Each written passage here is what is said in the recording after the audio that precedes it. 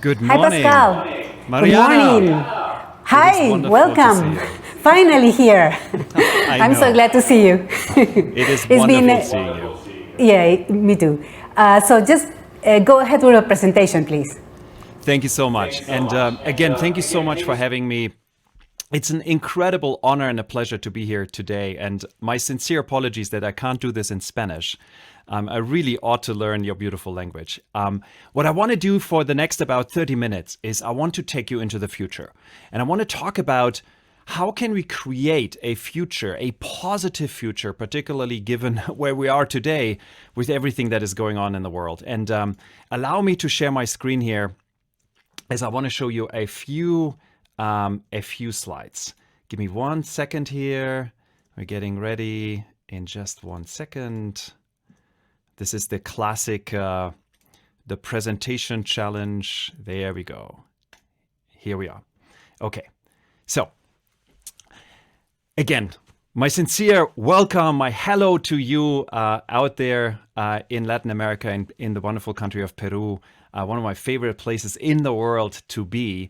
And we want to talk about the future. And when we talk about the future, I want to start out with an acknowledgement. And this acknowledgement is that the future is invisible.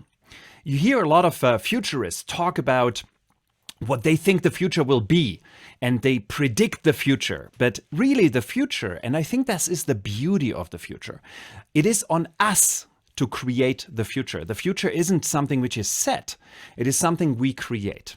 And I want to preface this a little with a bit more of a clarity around this, which is, of course, you have a very clear understanding of what tomorrow will look like. And you have a good understanding what a week from now will look like, and probably a month from now. But the further out you go into the future, the wider your space of possibilities becomes. And in the futurist community, we like to call this the cone of uncertainty. So the further out you go, the more uncertainty you introduce into the future. And inside of this cone of possible futures is a smaller cone of probable futures. So those are the futures which are more likely to happen. And I do believe that our role as leaders, and we'll explore this today, what this actually means, but our role as leaders is really about charting our path through this cone of probabilities, understanding what the boundary conditions of those are, and then charting our path in this cone. And we will not talk all that much about COVID because I'm pretty sure we're all pretty sick and tired of talking about COVID. But I want to point one thing out, and this is actually exciting. In the old world, pre-COVID, so about a year ago, we thought about the world and we talked about the world in these three, what we call distinct time horizons. You heard this, many consulting firms use this framework. My friends over at EY use, which I really like, use the following three terms. They say there's the now, the next, and the beyond. The now is what you do right now. The next is what is around the corner, the 2-year, 3-year time frame. And the beyond used to be the future, the 10-year out time frame. And here's the interesting thing which has happened due to COVID. The time frames have shrunken and being compressed into a singular point in time. What used to be two distinct time frames, the now and the next, is happening right here, right now.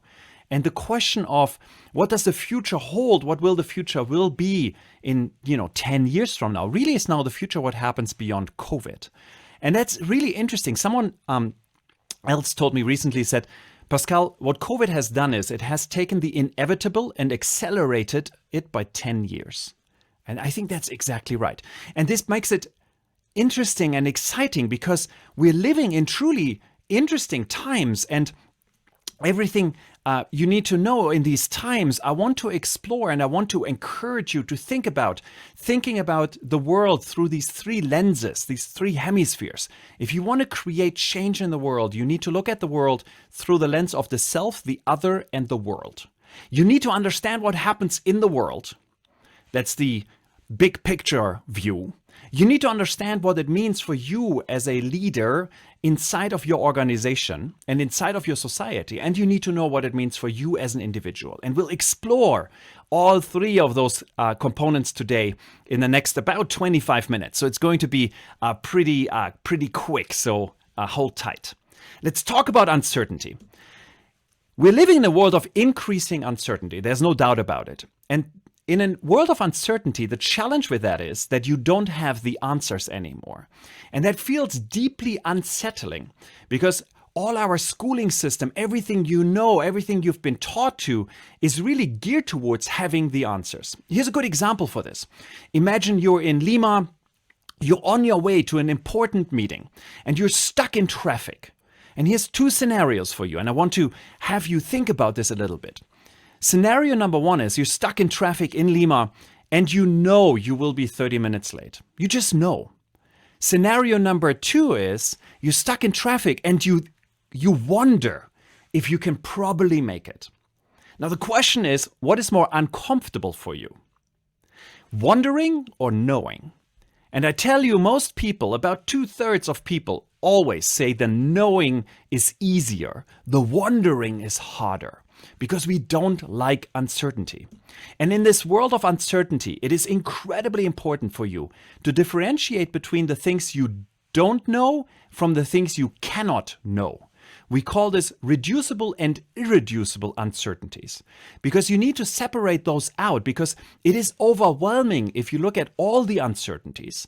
But there's things you can actually not know, things you just don't know, and you need to become okay with mentally separating them and putting them aside. Whereas there's things you could know, but you don't. And those are the things you want to put your energy and your attention towards. So we're living in a world where you don't have the answers anymore. And I like to say that you don't need to have the answers anymore, because the skill of the 21st century for us as leaders, and make no mistake, we're all leaders in this world.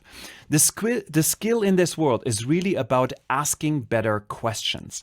It is not about having the answers, because as Warren Berger, who wrote a book called A More Beautiful Question, he pointed out in his book that in a world of global complexity, the world we're living in today, a world of increasing uncertainty, the value of answers, discrete, specific answers, actually decreases. Because it's really hard to have an answer in a world of complexity, whereas the value of a good question increases. So what we need to do is we need to figure out better questions. We need to go into the world and become question-making machines. And Tina Seelig, who teaches a workshop over at Stanford University called Question Storming, she has a beautiful saying. She says that questions are the frames into which the answers will fall. And I think that's so beautiful, and I think it's so real. Here's a good example for this. Think about the world of business.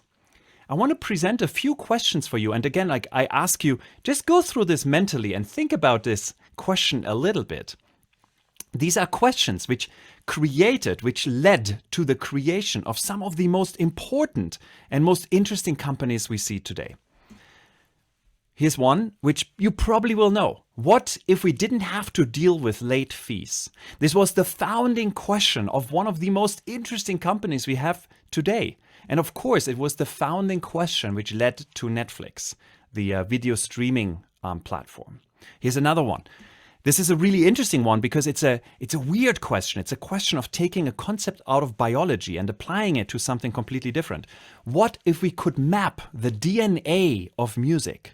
That's a weird, strange question, but it's a beautiful question, which led to the founding of Pandora, the original streaming service, which made recommendations based not only on you heard something and like other people heard the same thing and making connections here, but really understanding what the DNA of music looks like. And here's the last one. Why do we have to wait for the picture? Which was a question posed by a child, by the son of an engineer at a company which later brought out the Polaroid instant picture film. So again, asking questions becomes the superpower of the 21st century, the power we need to develop and lean deeper into. And it's not natural to us because, again, when you went to school or university, the way they taught you there is to have answers, but the value of answers decreases. Here's a couple of points about how do you actually formulate those beautiful questions. They tend to be not necessarily obvious. They're not directly clear. They're not yes or no answers. They're ambitious, but they're actionable. They point towards an action, a thing you can actually do. They shift your perception and your thinking. They move you away. Remember the question about the DNA of music. It shifts your perception. It doesn't have anything to do with music, seemingly. They're a possible catalyst for change. They have to lead you to change. And a good starting point when you go through the world and start to ask more beautiful questions are those. Why? What if? And as Stanford's D school, the design school over there, likes to ask, how might we? All of those are opening up questions which allow you to explore the future in much more interesting and inclusive ways. Now let's talk about that future, and let's start asking some questions about this future. Everything you need to know I can summarize in a single slide, and I'm pretty sure you've seen that slide before. It is, of course, the exponential curve. Now, here's the thing. Technology moves on these exponentially accelerating curves. We know this. A good example is computers, where we know that they're becoming twice as fast every 2 years for the last 50 years. So I don't want to bore you with this, but I want to point something out. If you're standing somewhere where this gentleman stands, and you look to the past, and remember, the past is the only point of reference we have, the only thing you know, so it's our go-to place. The past has a tendency to look flat and linear. If you have the ability to look into the future, to see the future is this crazy, weird land. Ernest Hemingway wrote a book called The Sun Also Rises. In this book, he has a quote. We really like this quote, and we somewhat have stolen it, I want to say. And we call this now the Hemingway law of motion. And it describes us at this point so beautifully, because the short version of that quote is gradually and then suddenly.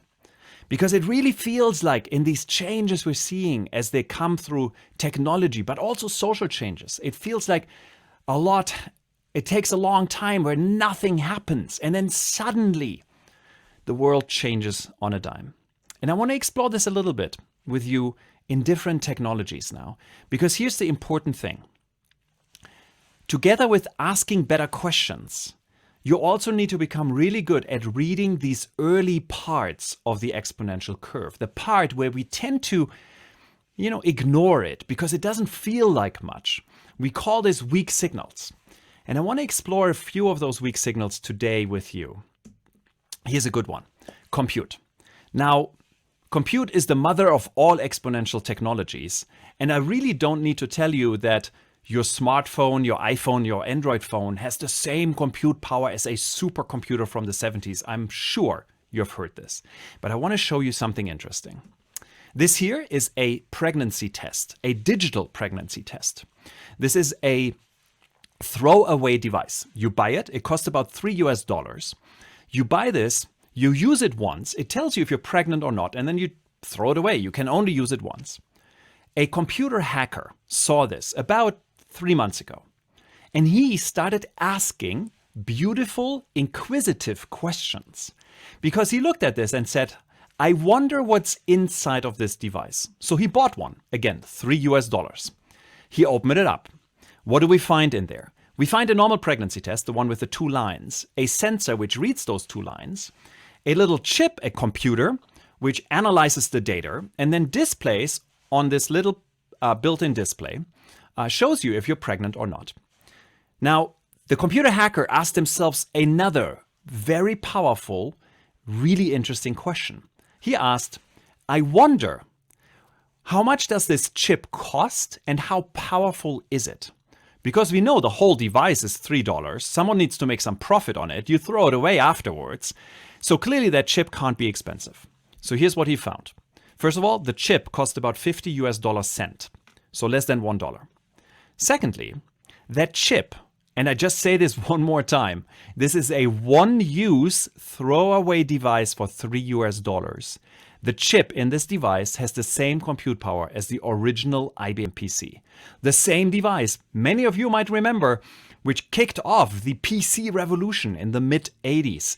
You might have run, spreadsheets and Microsoft Word on this device. And then because we are a hacker, what do? We put the computer game Doom on it because we can. But here's the fascinating thing. You might look at this and say, well, that's interesting, and it's funny, and it's curious, but so what? Now you want to start asking more inquisitive questions.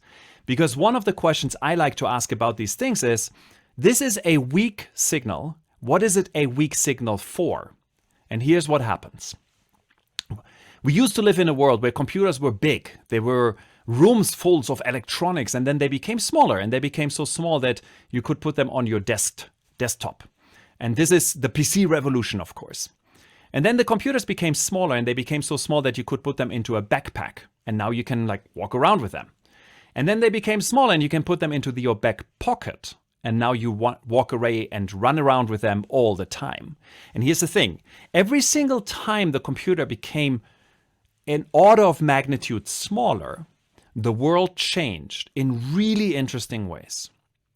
And now we're moving into a world where the power of computers will become so cheap, so small that they become ambient. They will be just everywhere. And you will not even think about these things being computers. It's a digital pregnancy test. It's not a computer. So the world will change one more time when we get fully into this world where computers become ambient. And the question you want to ask yourself is, what can I build with this? What are the opportunities I have using these devices?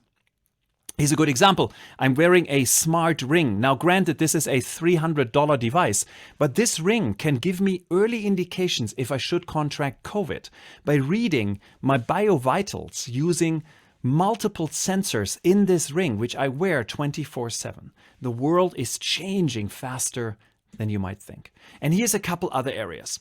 So artificial intelligence, I don't need to tell you, this is the big topic at the moment. Much has been said about this. I just want to point one thing out. This is Andrew Ng. He's a dear friend of ours. He teaches artificial intelligence at Stanford. He's probably the world's most leading expert. And he said, and I've heard many people say this, AI is the new electricity. And I hear a lot of people repeat this, but I don't think they actually understand what he means. Because what he means is this.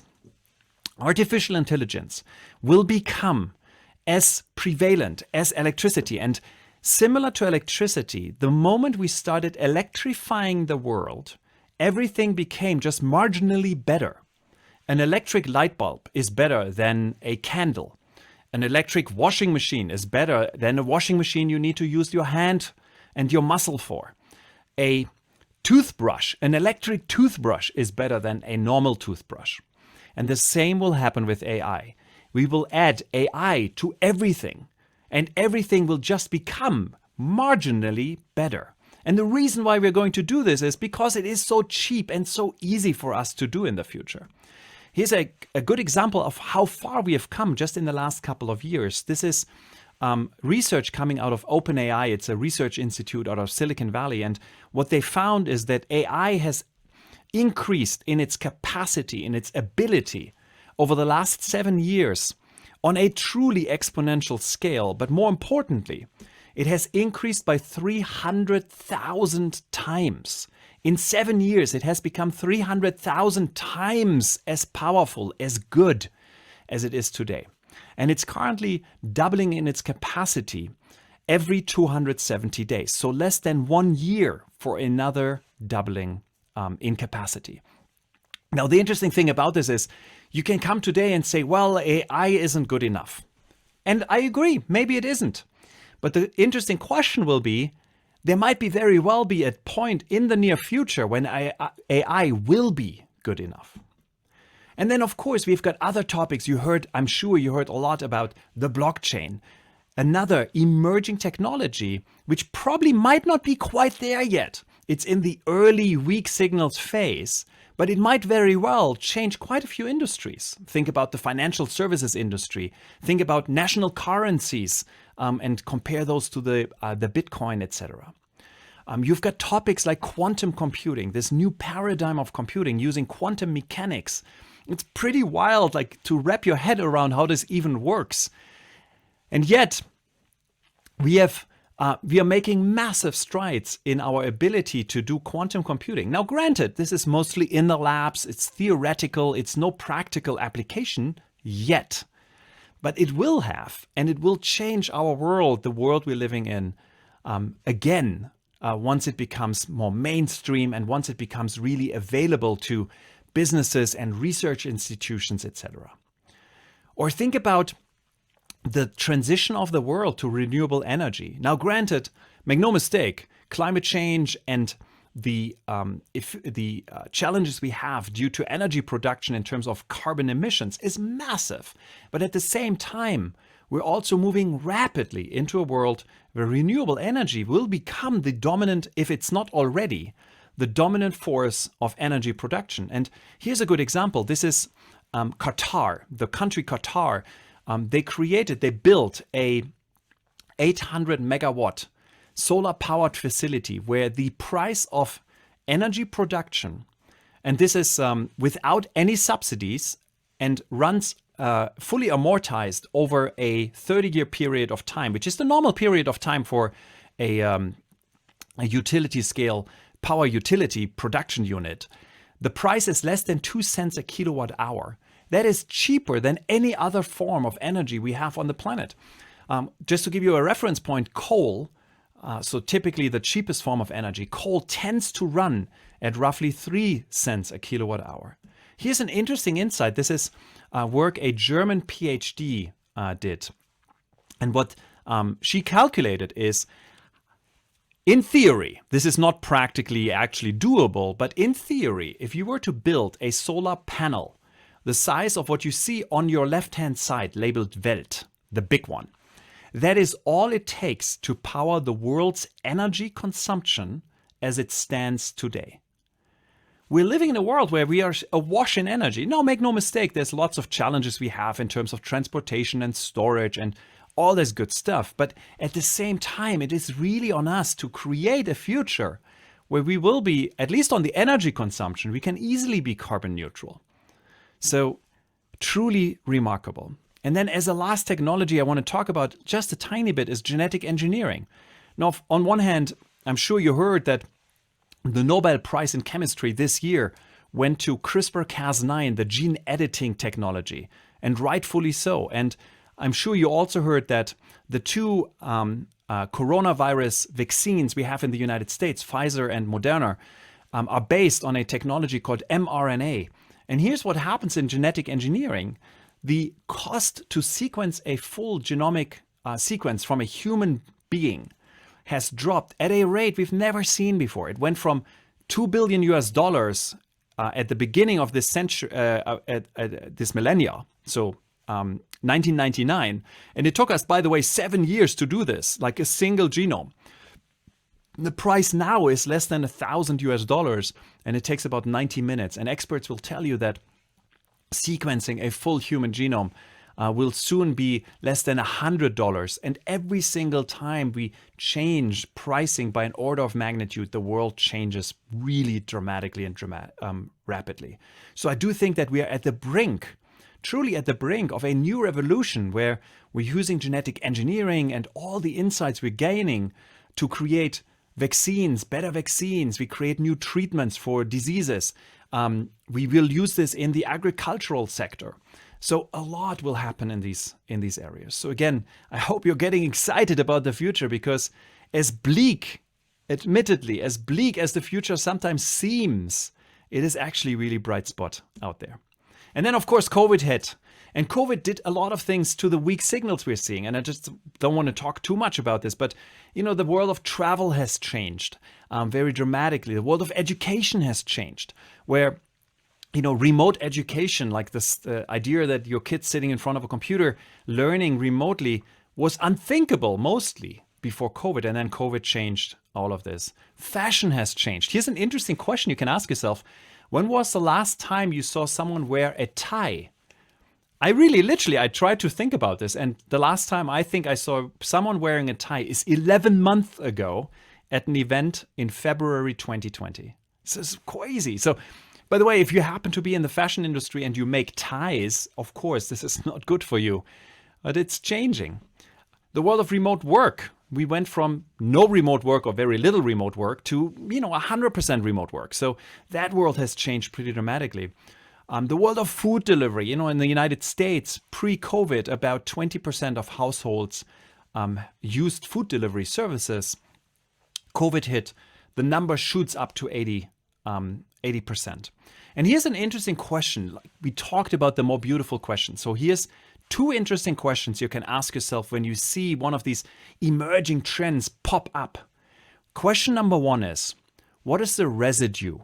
What is the staying power of those changes?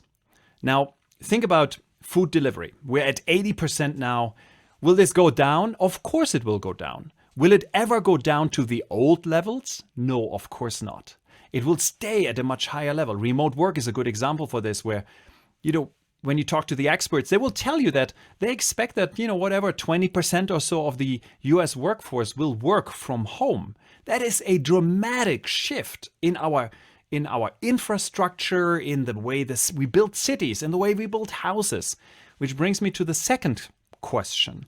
So the first one is, what is the staying power? What is the residue of these changes? The second question is always, now that we know what the staying power of these changes is, what are the implications? And what are the implications of the implication? Here's an interesting one, food delivery.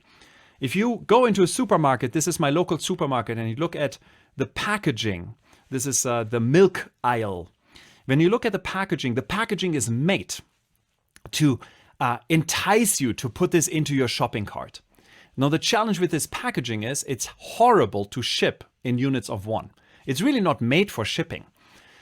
I do believe that one of the implications of our shift towards more grocery delivery is that we will see companies come out with new packaging which is optimized for delivery. We will see probably brands exist which are only made for a home delivery world. So always ask yourself, what are the implications of a change? And what are the implications of those implications? And what are these implications of those implications? And the further out you branch on these disruptions, you actually see really interesting things emerge. I want to leave you with a last question for this section, and then have a little bit to talk about how this actually applies to us in our organizations, our society. This here is a good friend of ours, Guy Kawasaki. He was the first evangelist at Apple. And Guy taught me a question. And I love this question because it is so empowering. And I want to give this question to you.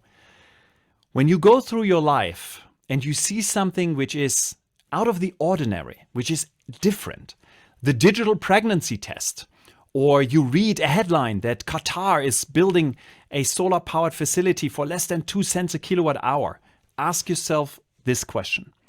Isn't that interesting?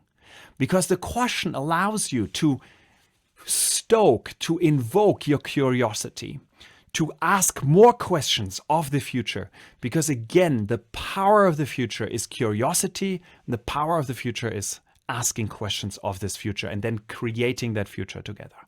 Now, let's talk about this future.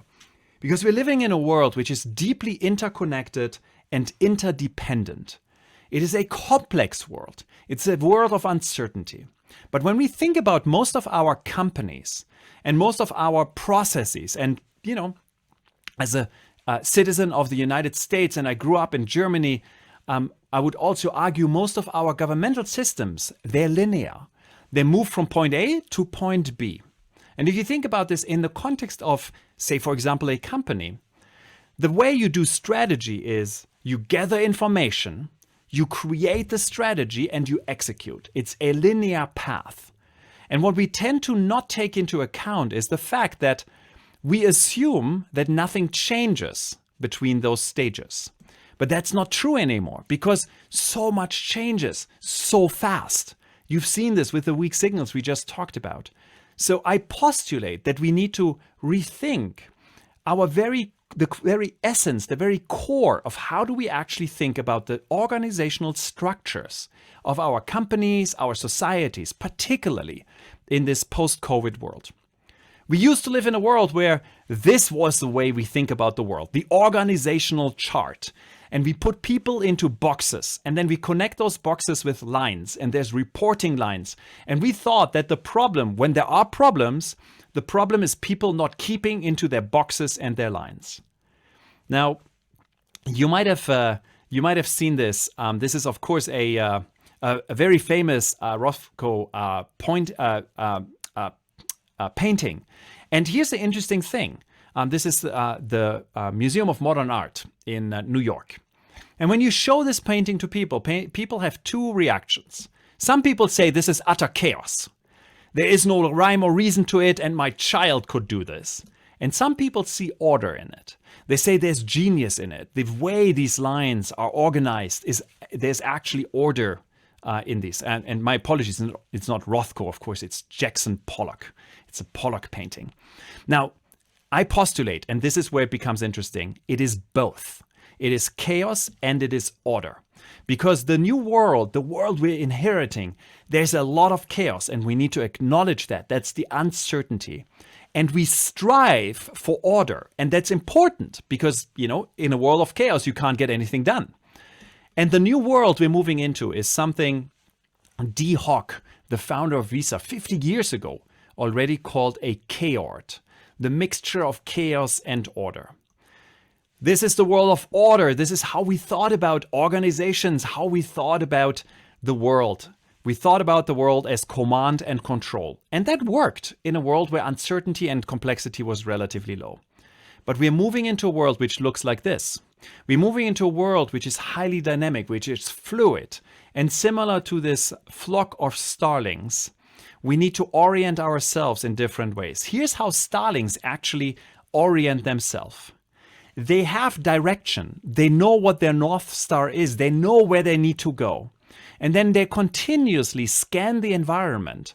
They see, where's the wind coming from? Where do we have updrifts and downdrifts?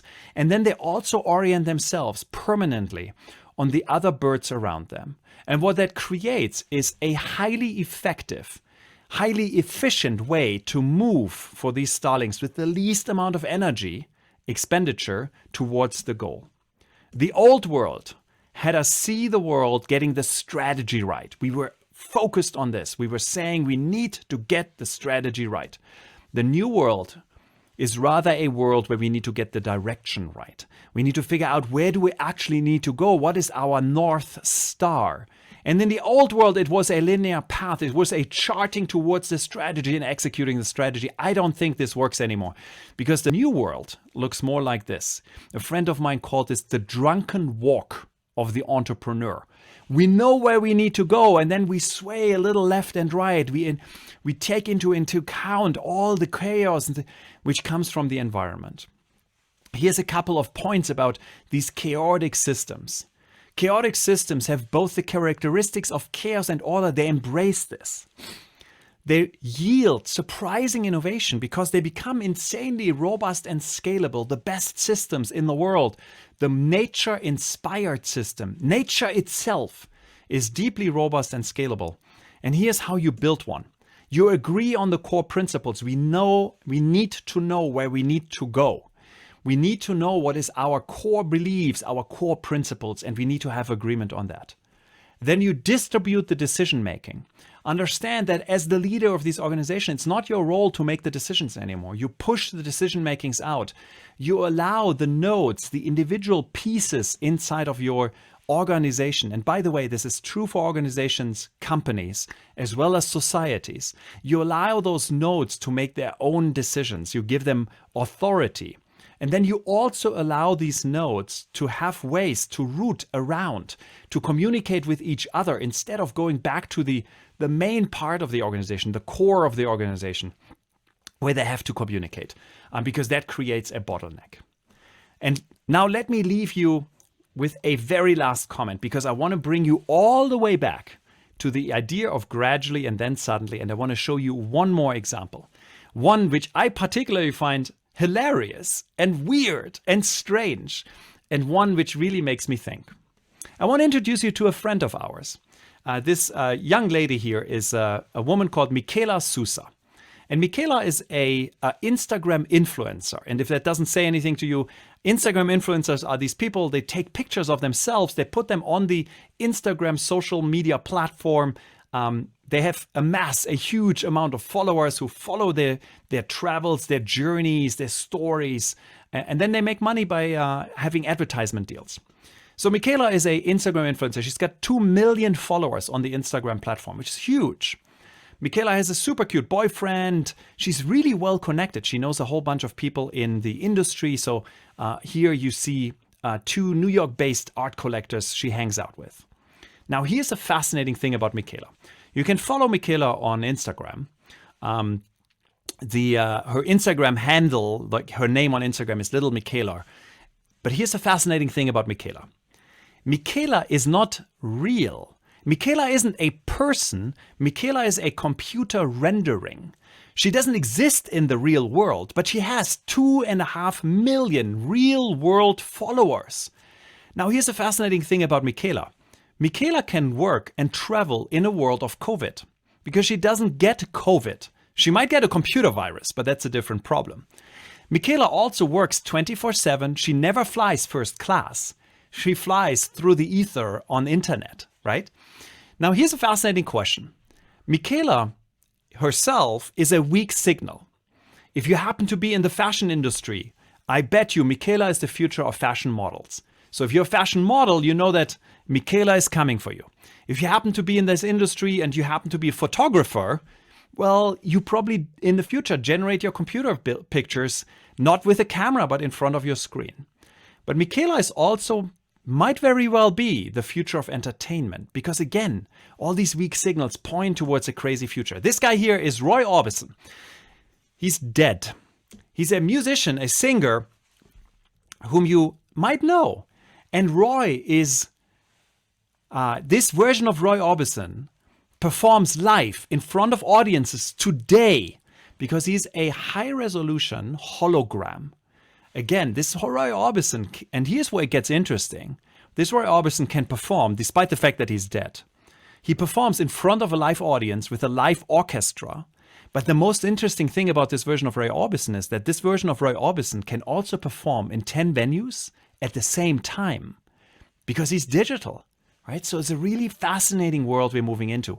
And let's talk about the weak signals because you could see all of this in the early 80s. In the early 80s, the BBC, the British Broadcasting Network, aired a show called Max Headroom, where we already had a hologram person impersonate, be a person.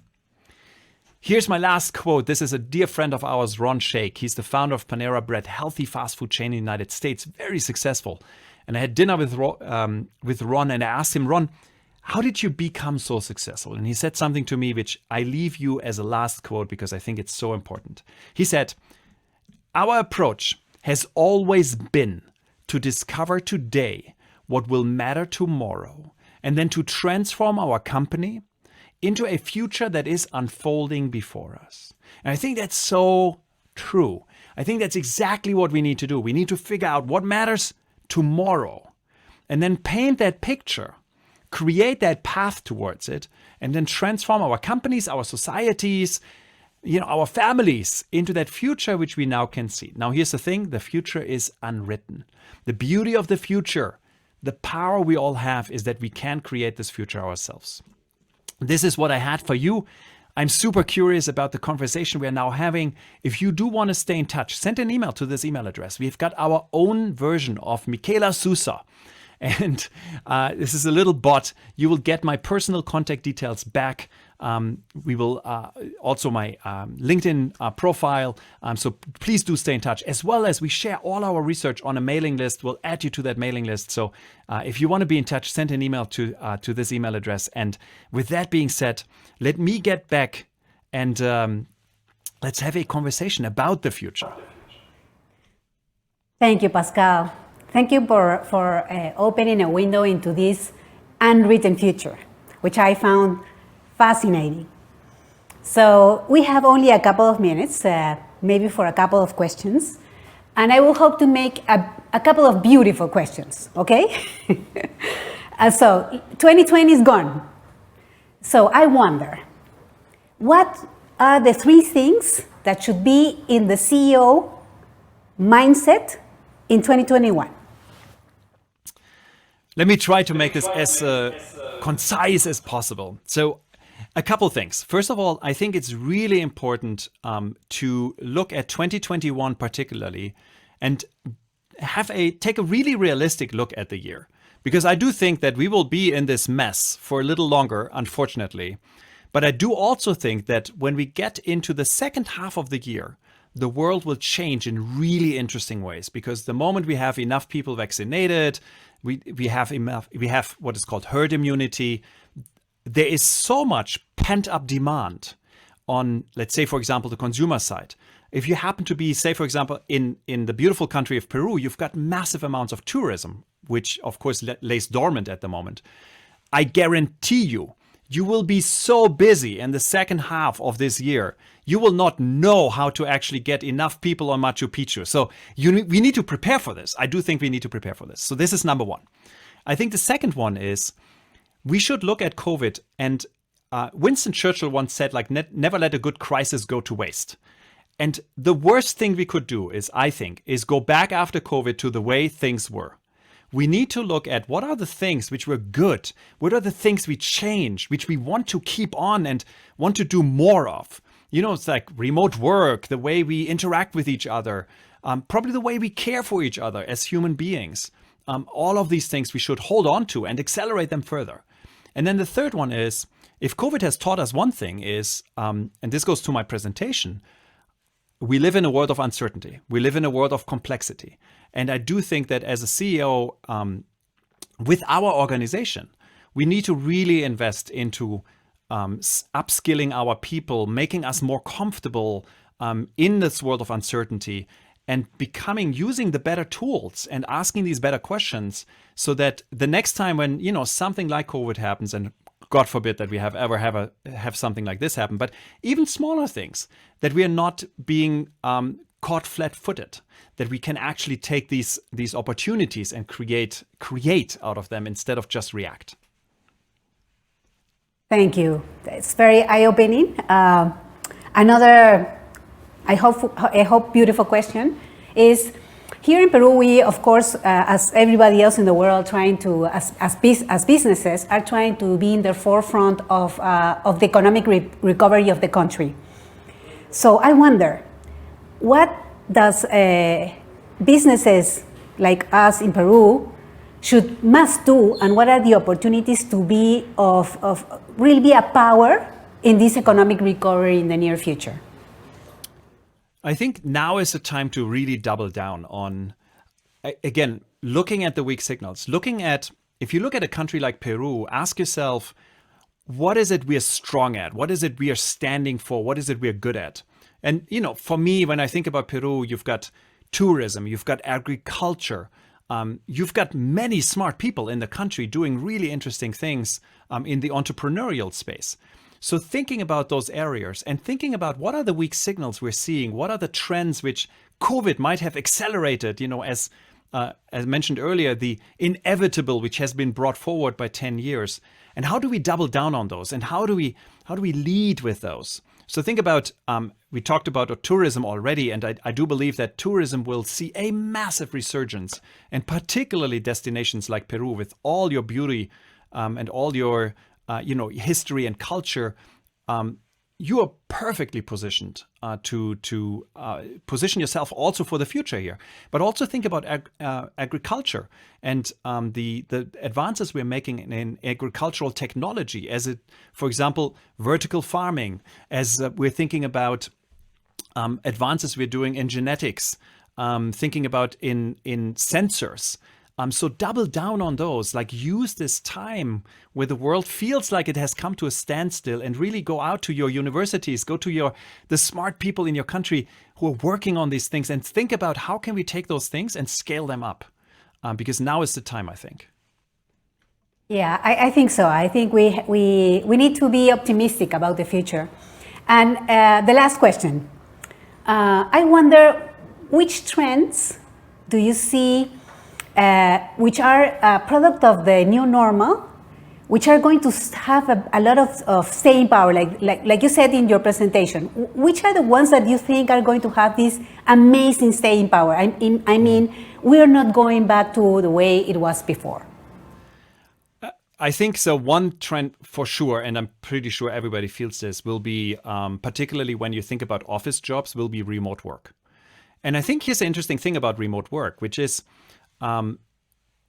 remote work will actually enable us to put our center of excellence into different regions. So you don't need to be in Lima to have an amazing job, do really interesting creative work. You can be somewhere in the mountainous regions.